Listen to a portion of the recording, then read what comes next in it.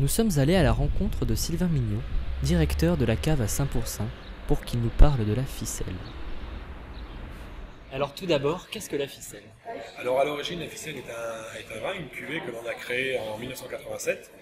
C'est un vin essentiellement à base de gamay où on recherche le côté légèreté, fringance, fruité, etc. Comme on voulait faire un vin un petit peu destiné à la consommation des particuliers et surtout un vin de bistrot, de bar à vin, on a été au bout du concept avec une bouteille sérigraphiée. On a fait appel à des dessinateurs de presse pour illustrer la bouteille chaque année. Et combien de bouteilles se sont écoulées en moyenne par an? Alors actuellement, donc les premières années un peu moins, c'est monté en puissance. Actuellement, la commercialisation de la ficelle est d'environ 200 000 bouteilles par an.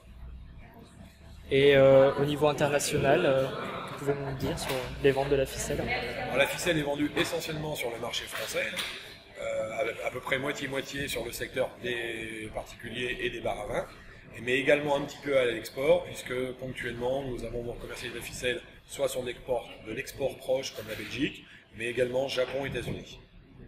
Et en France, où est-elle le plus consommée?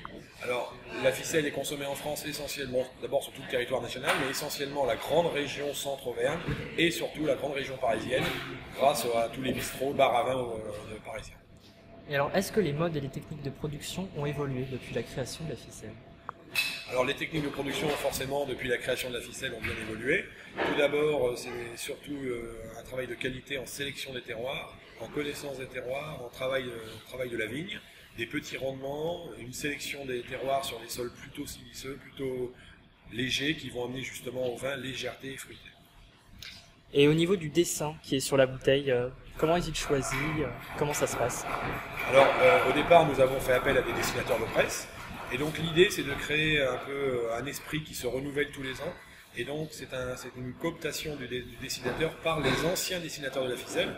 Ils se réunissent, on se réunit avec eux, ils nous proposent des dessinateurs. Ensuite, on reste maître du choix. Mais l'idée, c'est de prendre un dessinateur choisi par les précédents dessinateurs pour vraiment garder une continuité dans l'aventure de la ficelle.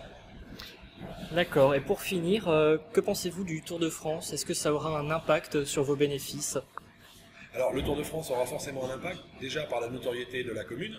Or, on a la chance d'avoir un produit qui porte, l'appellation porte le nom de la commune. Donc, quand on va parler de Saint-Pourçain dans les médias, on rayonne. Il ne faut pas oublier qu'on est un petit vignoble, qu'on a parfois du mal à se faire connaître.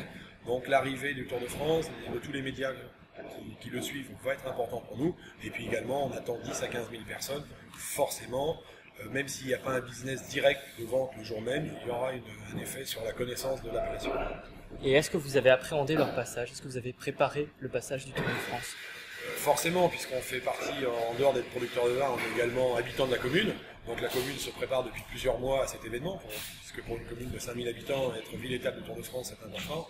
Donc on participe par des animations, par des tenues de stand. Et c'est vrai qu'on attend, il nous reste plus que 2 jours maintenant, et on attend vraiment Tour de France avec impatience.